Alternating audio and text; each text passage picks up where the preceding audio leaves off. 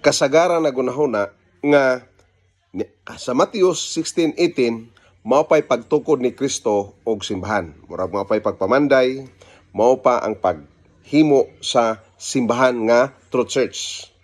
Ingnon to maigsuon, kung dili ta kabalo sa Greek terms, maglisod gyud tag sabot.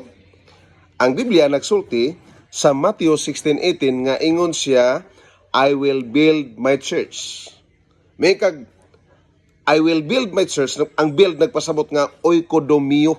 Ang oikodomio maigsuon kung imong masabtan unta, giklaro diri nga usa ka Greek term na siya nga dunay tulo ka mga words nga angay natong tun-an.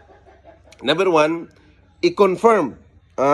To confirm, oikodomio is I will build my church. Ang pasabot nga I will confirm my ecclesia or the church. Sunod, I will edify. Oikodomio, edify. Sunod, I will embolden. So adunay tulo kadagko nga mga words nga nagalimin diha sa oikodomio. No, so arita maigsoon. Giklaro ni Kristo nga ana ng iglesia.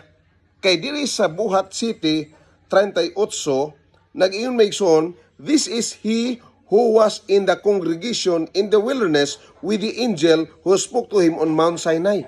So, gibutan dito sa lain nga term nga naa na si Kristo sa church in the wilderness.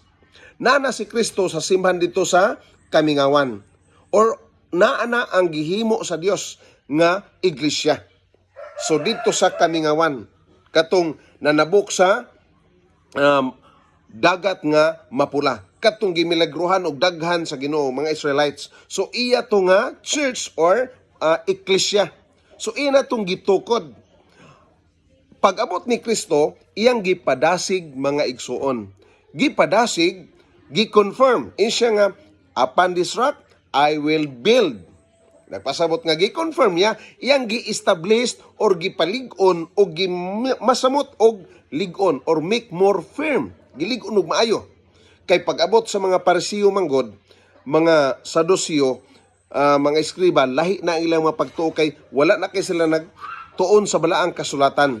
Hinunua sila nagahimo na sa pagtuo sa mga tradisyon. Di na mao mga igsuon. So, kung imong lantawon ang panahon ni Kristo, iyang gihimo nga gi-establish niya maayo, iyang gipalig-on or make confirm. So, naa nang simbahan. Sumala pa sa Buhat City 38. Sunod, iyang gi-edify. Iyang gi-enlighten or kanang aron nga maka-understand sila nga mao dinhi ang tinuod nga church. Ug ang katapusan gito sa gi-embolden or gi-encourage, give encouragement. So, si Kristo nag-ingon nga I will build my church. Wala nag-ingon nga karon pa nako tukuron ang simbahan.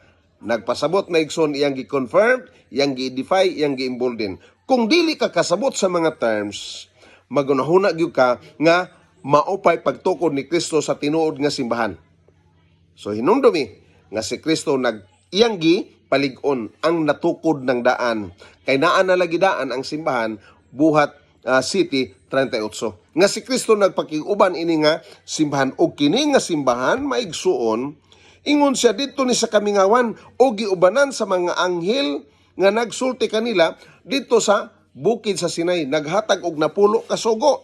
Ingon siya, then, and with our fathers, the one who received the living oracles to give to us. So, ang 10 Commandments. So, ang true church nga gipasabot ni Kristo nga iyang gimboldin, iyang gi-confirm, iyang gi-edify, Sabbath keeping church na. Dili na Sunday keeping, dili na Dominguista, kay ni sulpot or ni tumaw ang mga Dominguista kadto pang Marso City 321 sa Sugo o Sandilo sa usa ka pagano nga si Constantino maigsoon.